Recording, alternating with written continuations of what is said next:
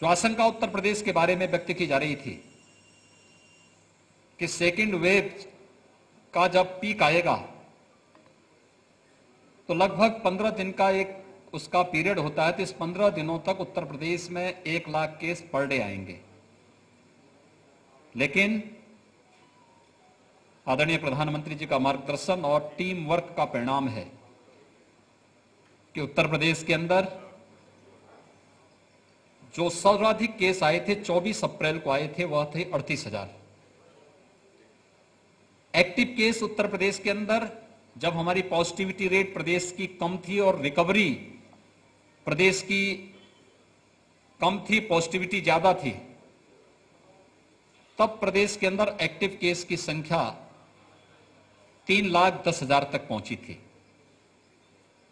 आज प्रदेश के अंदर कुल 94,000 एक्टिव केस हैं।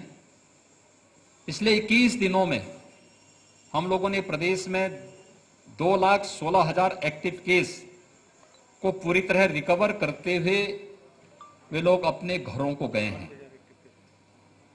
प्रदेश की अगर पॉजिटिविटी अगर आप देखेंगे तो यह लगभग 2.4 के आसपास है और रिकवरी 93% से अधिक है।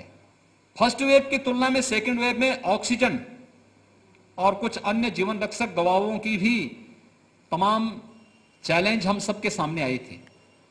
लेकिन हम धन्यवाद देंगे भारत सरकार को कि भारत सरकार ने हमें रेल उपलब्ध कराई और हमने ऑक्सीजन एक्सप्रेस के माध्यम से ऑक्सीजन की आपूर्ति हर एक सिटी के अंदर करवाई। एयरफोर्स के विमानों के माध्यम से ऑक्सीजन की आपूर्ति करने में सहयोग लिया। ऑक्सीजन आज हमारे पास प्रचुर मात्रा में है, लेकिन भविष्य की संभावनाओं को ध्यान में रखकर के फ्यूचर में कभी ऐसी स्थिति ना आने पाए कि हमें ट्रेन से या प्लेन से ऑक्सीजन मंगवानी पड़े।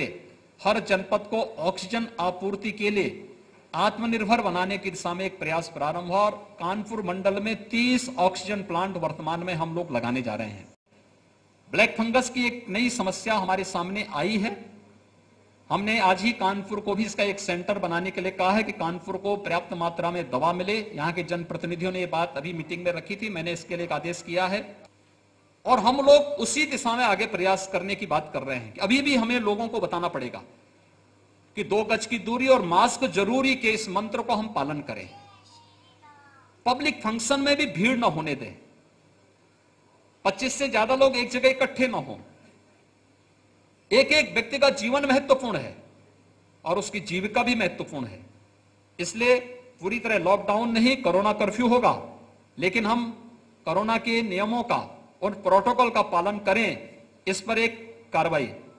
और मैं धन्यवाद दूंगा यहां के कानपुर के अपने जनप्रतिनिधियों को, जिन्होंने यहां के प्रशासन के साथ, हेल्थ वर्कर और कोरोना वॉरियर्स के साथ मिलकर के बेहतरीन प्रदर्शन किया। एक समय कानपुर की जो पॉजिटिविटी थी वो 40% तक पहुंच गई थी, आज वो 2 से नीचे आ गई है। यह है कार्य करने का जज्बा।